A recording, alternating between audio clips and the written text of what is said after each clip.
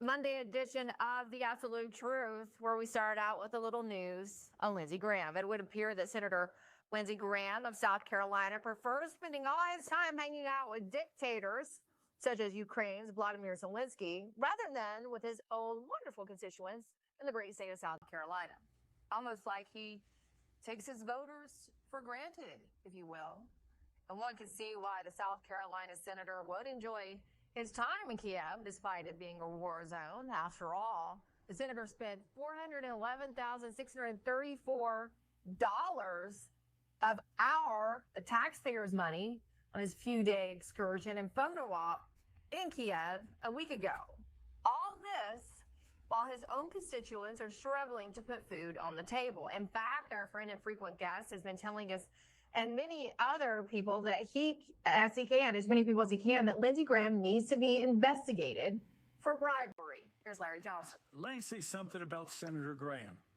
There will be news coming out in the next couple of months about how he has profited financially off of money that came out of Ukraine, laundered through Latvia, and made its way into his bank account.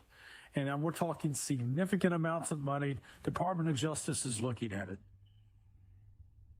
A new poll shows that 57% of Republican primary voters in South Carolina, quote, would not vote for Lindsey Graham if the election were held today. That poll also found that likely voters in South Carolina are, quote, dissatisfied with Senator Lindsey Graham and are just as likely to vote for a more conservative, more America First candidate.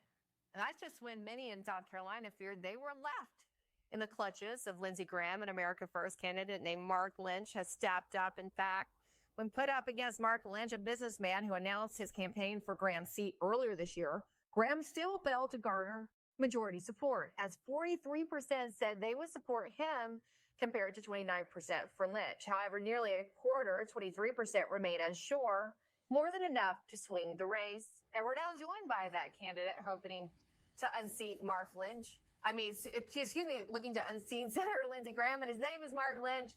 Mark, look, Lindsey Graham has been there for a long time.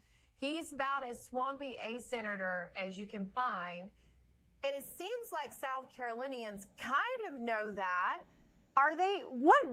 How do South Carolinians really feel about Lindsey Graham today as you make your way around the state? Well, they're sick of him.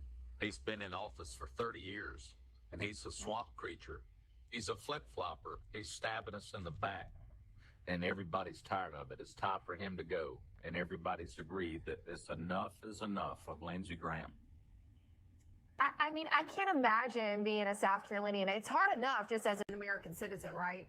And you see Senator Lindsey Graham over there snoozing with Vladimir Zelensky, who's gotten so much of their money. I know people in South Carolina are watching this, right? Oh, yeah. It's just like Tucker Carlson and Steve Bannon have said, it's time for him to be arrested for what he's doing over there, breaking the Logan Act. General Mike Flynn said it's time for heads to roll over this. He's over there defiantly doing whatever he wants to do against what Trump's trying to do. It's just crazy. People are sick of it. Yeah, I'm sure General Flynn would have something to say about that. He knows a thing or two about the Logan Act. I actually had members of the intelligence community point this out to me as well and say that this is totally a Logan Act violation. And I would love to see President Trump publicly admonish him. Nick Sorter, who is an investigative journalist, independent journalist, tweeted this saying, quote, people love whining in my comment section when I say Congress takes a lot of vacations. They're not on vacation. They're working in their districts. He called that BS, saying Lindsey Graham was just partying in Ukraine on their dime. When does Lindsey Graham become the senator for Ukraine? It honestly feels like on some days when you watch him and you see him go out on TV, on Fox News, and make all these sound bites, he sounds like he represents Ukraine more than he represents the people of the United States and South Carolina. That's right. And I didn't know he had been appointed Secretary of State. I thought that was Marco Rubio's job.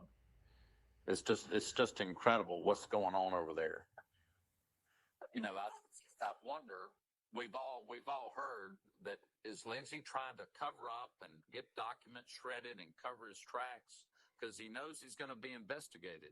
Kash Patel put out news on Twitter months ago that Lindsey would be investigated with a list of like 12 others with the millions of dollars they're bringing into their own pockets, keeping wars going, endless wars, knowing that his campaign cycle is coming to an end.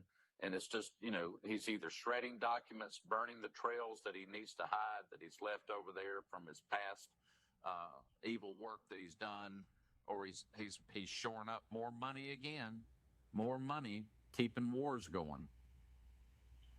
What do you think is really what he's really doing over there? I mean, shredding papers, what kind of terrible things do you think that Lindsey Graham has done in Ukraine? We all seen him keeping the war going, and his main contributors to his campaign ledger, when I looked, was Boeing and Lockheed, the military-industrial complex companies that are funding his campaign. And so he's trying to raise money again because he's got a tough competitor because everybody's tired of him, and he's going this time.